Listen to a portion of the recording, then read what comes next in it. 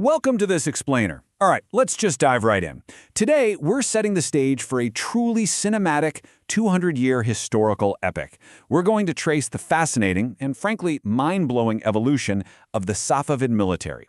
This was a force that started out as a fanatical, nomadic tribal cavalry and somehow transformed itself into a modernized, highly centralized gunpowder empire that completely dominated early modern Iran.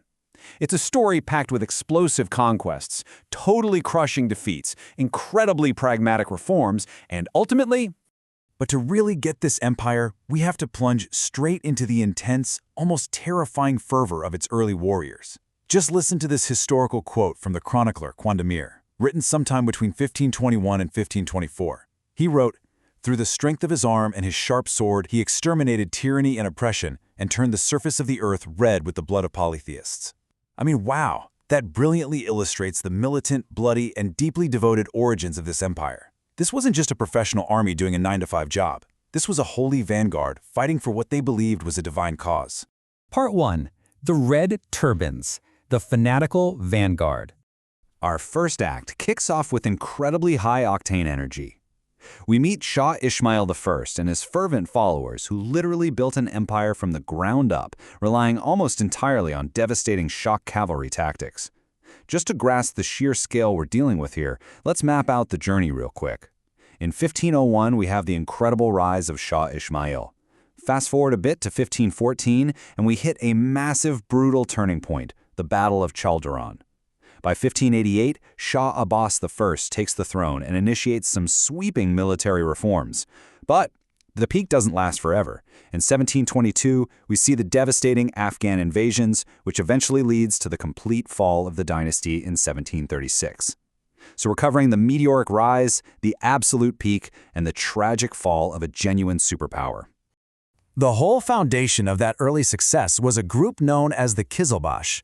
These guys were a confederation of Turkoman tribal cavalry, and they formed the absolute backbone of the early Safavid military. Their loyalty to Shah Ismail wasn't just political, it actually bordered on deification. They basically viewed him as a semi-divine figure. Because of that, they fought with an unmatched fanatical ferocity.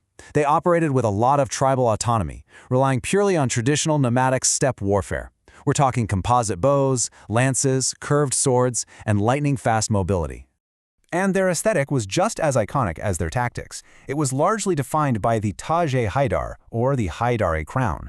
This was a really distinctive crimson turban with 12 vertical pleats, representing the 12 Imams of Twelver Shi'ism. It was quite literal, actually. The name Qizilbash translates directly from Turkic to redheads. This wasn't just some uniform piece, it was a powerful, visible symbol of their militant devotion to the Safavid order. Part 2. The Gunpowder Shock, the Catalyst for Change. For a while, the Qizilbash felt absolutely invincible, expanding the empire with these massive, sweeping cavalry charges. But eventually, that unstoppable force hit a very literal wall of iron and fire. That wall arrived in August 1514 at the Battle of Chaldiran. This is where traditional nomadic steppe cavalry met the brutal modern reality of Ottoman artillery and matchlock-wielding Janissary infantry. And it was a massacre. The Ottoman cannons completely shattered the Safavid cavalry's aura of invincibility in an afternoon. Chaldiran violently laid bare the fatal flaws of nomadic warfare. See, the Qizilbash relied entirely on light cavalry and mobility. Now, while that's fantastic for raiding or open-field skirmishes, it makes you highly vulnerable to disciplined, static infantry. At Chaldiran, the Safavid cavalry was just crushed by Ottoman wagon forts and heavy cannons. This devastating defeat sent a massive shockwave through the empire. It forced the Safavids to realize, hey, we can't just rely on faith in curved swords anymore. It prompted the slow and honestly sometimes begrudging but absolutely forced adoption of gunpowder and matchlock arquebuses. Part 3. Shah Abbas rebuilds, the pragmatic revolution. Enter Shah Abbas I, who takes the throne in 1588. He takes a hard look at the military landscape and realizes things have to change fundamentally. He needs to strip the increasingly factional Qizilbash of their unchecked autonomy. So, he pivots. He moves away from the old system of autonomous, cavalry-based tribal forces favoring bows and swords. Instead, he synthesizes a fully centralized army, a professional standing force loyal directly to the crown, armed with matchlocks, backed by artillery, and designed specifically to counterbalance the unchecked political power of the tribal khans. To achieve this, Shah Abbas expanded a brilliantly pragmatic, if completely ruthless, system, the Ghulam. These were enslaved military recruits brought in from the Caucasus, primarily Georgians, Armenians, and Circassians. They were forcibly converted to Shi'ism and trained as an elite, professional standing army. Because they were taken from completely outside the traditional tribal system, they had zero local political ties. Their status, their wealth, literally their survival was beholden directly to the Shah and the Shah alone. It was a merit-based, blindly loyal infantry force, perfectly designed to bypass tricky tribal politics. Part 4. The New War Machine, the Combined Arms Peak. By the early 1600s, Shah Abbas's reforms had transformed the Safavid forces into an absolute peak of military might. Abbas basically created 4 distinct branches. First, you have the Kruchi, the elite royal guard serving as shock troops. Then the Ghulam, the slave soldiers we just talked about, providing highly disciplined, loyal standing cavalry and infantry. Next, and this is fascinating, the Tufangchi. These were native Persian peasants drawn from villages and integrated as dedicated matchlock musketeers. And finally, the Topchi, a dedicated corps of artillerymen managing field cannons and siege gulls. What's truly impressive here is the sheer scale of the operation. The Topchi Artillery Corps eventually grew to employ 12,000 personnel, managing up to 500 cannons. To put that into perspective, they were fielding enough artillery to rival the biggest powers of the day. To achieve this, the Safavids actively sought foreign expertise, bringing in people like the English Shirley brothers to help standardize their cannon production. They were determined to match the devastating firepower of their European and Ottoman rivals, and they actually did it. The ultimate Safavid tactical concept became combined arms. They didn't just abandon their heritage, they merged it. They took the rapid, fluid mobility of traditional Persian cavalry charges and combined it with the devastating firepower of their new infantry. A prime example is the Jazirchis. These were elite infantrymen who used massive tripod-mounted heavy muskets known as Jazir. They would lay down heavy, highly disciplined fire, and then, once the cavalry had broken the enemy lines, they'd draw their swords for brutal close-quarters combat. It was a lethal, beautiful synthesis of old and new. Part 5. Decline and Fall, the Unraveling, from the 1700s to 1736.